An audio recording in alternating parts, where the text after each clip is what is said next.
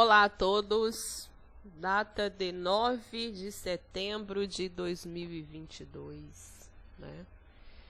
A gente está em plena sexta-feira, mas eu estou vindo aqui gravar esse vídeo para todo mundo, diante de um mapeamento que a gente fez dentro da nossa sala de análises,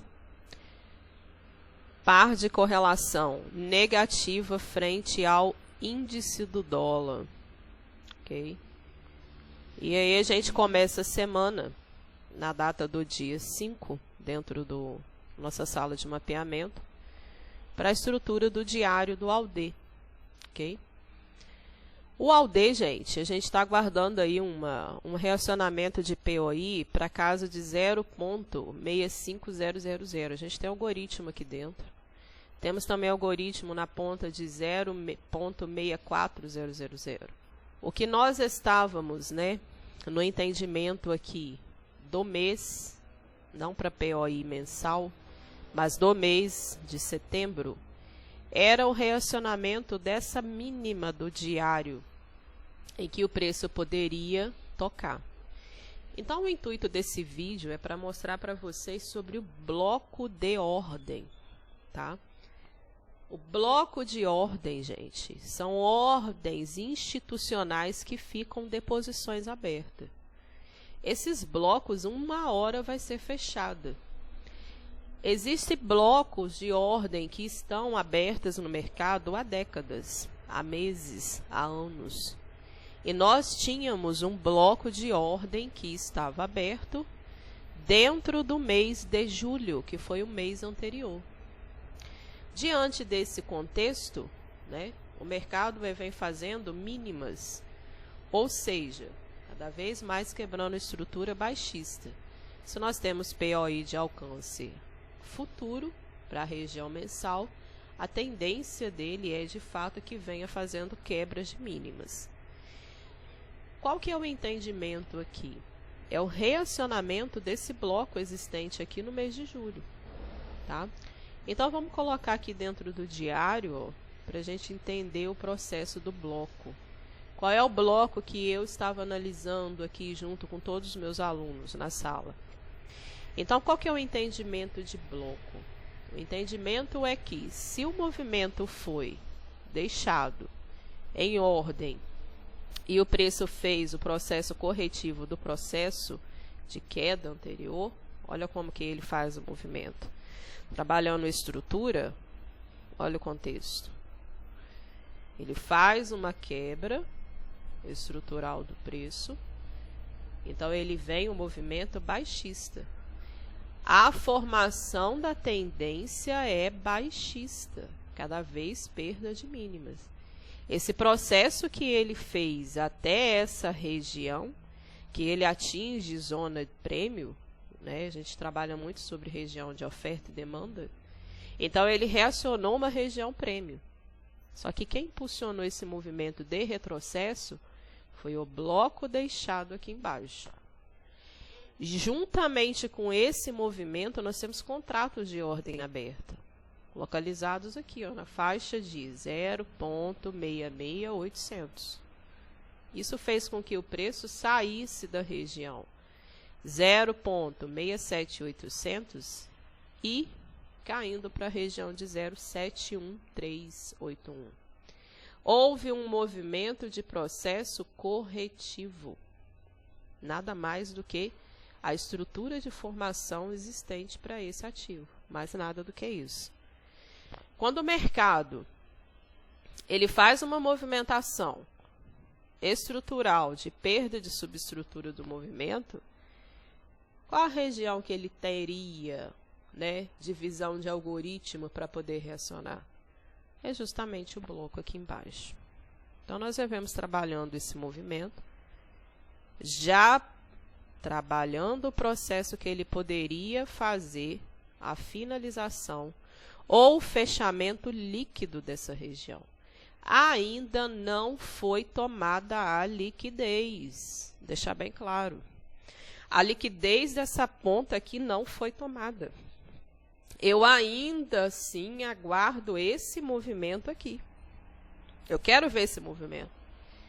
O preço ele só vai fazer uma reversão de processo a longo prazo se ele me quebrar essa máxima do diário. Caso contrário, o flow do movimento semanal, mensal e anual é baixista. Mas você está diante de um bloco. Bloco é um fechamento possível desse processo. Então, se nós estamos no diário, a gente tem um bloco dentro do time do diário. É a estrutura que ele foi deixado. Então, aqui, demarcamos essa região. Olha o processo como é longo.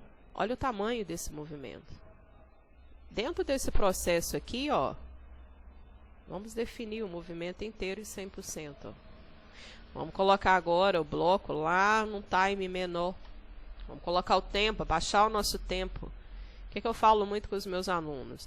Vamos refinar a existência que ocorreu aqui dentro. Lembrando que, se você não sabe trabalhar tempo gráfico, é muita perdição para o mercado. Tá? Porque o mercado, gente, ele vira pontas em segundos. O mercado ele não forma para você um candle no diário de uma hora para outra, não. O mercado ele vira para você no movimento de tempo gráfico interno. Então, dentro desse processo diário, eu tinha um bloco também em H4. Então, vamos trabalhar esse bloco aqui, ó, até a ponta dentro dele. Então, o que a gente está fazendo? A gente está fazendo nada mais do que o refinamento do movimento. O processo, quando ele perde a essa subestrutura, ele já foi precificado, gente. É só você vir aqui, ó, e fazer o contexto. A partir do momento que o preço já joga o corpo para dentro dessa máxima, desse bloco, ele já está te falando que ele tende a fazer o reacionamento, ó, 50% do diário. E aí a gente trabalha muito com refinamento. Dentro desse candle aqui, dentro desse processo de H4, nós também podemos mapear os 50% dele. São regiões de reacionamento que o preço tende a fazer. Se você vir aqui dentro agora e colocar num time de M30, que é um processo ainda muito mais extensivo, de proporção de você pegar um movimento certeiro, né, operacional, que é o que eu falo muito sobre isso. Para que serve o refinamento? Refinamento é aquele processo em que a gente faz o entendimento do preço batendo dentro do fechamento dele. E se você vir aqui em M30, vamos pontuar aqui certinho, ó. Lembrando, hein? Esse preço aqui é de julho. Dá prazo suficiente de você trabalhar a estrutura desse processo, visando sempre a ponta dele. Olha lá embaixo, o bloco de M30. Tá aqui, gente, bonitinho para todo mundo. Quais são os movimentos aonde que o preço tende a bater, então? Os movimentos são ponta do diário, ponta do H4 e a ponta da M30 aqui. Vamos colocar aqui agora 50% desse bloco de M30.